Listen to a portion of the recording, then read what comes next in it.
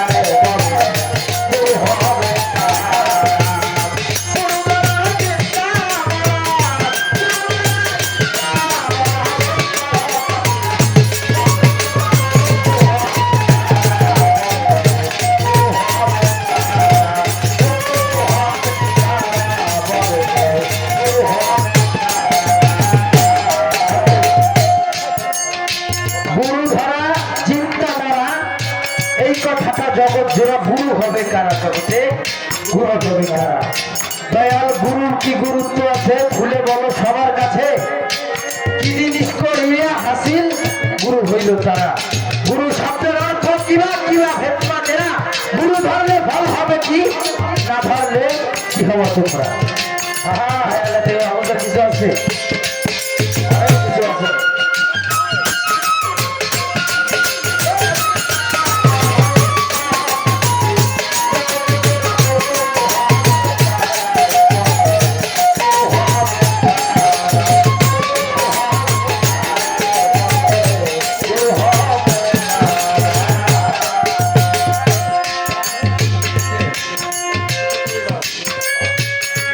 গুরু ধরিব কোথা খুলে বলো তার বারোটা।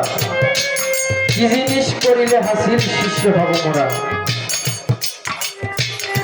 কোন জ্ঞানে ভজিব গুরু আমি কপাল পোড়া। আবার শুনি নাইকো বায়াত আমার নবীর বংশ ছাড়া। আমার নবীজি যখন পর্দা নেবে তখন তার সামনে একটা লোক হাঁটতেছিল, পিছনে একটা লোক হাঁটতেছিল, সে মাঝখান থেকে হাঁটতেছিল। তখন একটি মাঠে পিঠটা দাঁড়িয়ে কিছু উট একত্রিত করে তার উপর নবীজি দাঁড়িয়েছিল। দাঁড়িয়ে বলছিল সাহাবাদেরকে, আমি নবী তো ভাব দেব, আমি যখন চলে যাব তোমরা আমার বংশের হাতে হাত দিয়ে বায়াতে রাসূল গ্রহণ করবে। তখন সাহাবীরা বলল, নবী আপনার বংশকে।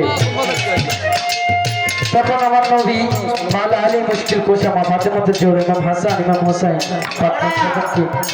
একটি চাদরের মধ্যে আবৃত করে মালা আলীর হাতটাকে উঁচু করে বলেছিল, ইহারাই আমার আহলে বায়াত, ইহারাই আমার আহলে বায়াত, ইহারাই আমার আহলে বায়াত। তোমরা এদের হাতে হাত দিয়ে বায়াতে রাসূল গ্রহণ করবে। তো সেই মতে আবার আসছে হাদিস শরীফে, আবার শুনি নাইকো বায়াত আমার নবীর বংশ ছাড়া। তোমরা আমার বংশের হাতে হাত দিয়ে বায়াতে রাসূল গ্রহণ করবে। দয়াল আপনি কি নবীর বংশ? আমি যে আপনার কাছে বায়াত নেব, আপনার কাছে যে বায়াত নিছি, আপনি কি নবীর বংশ? দয়াল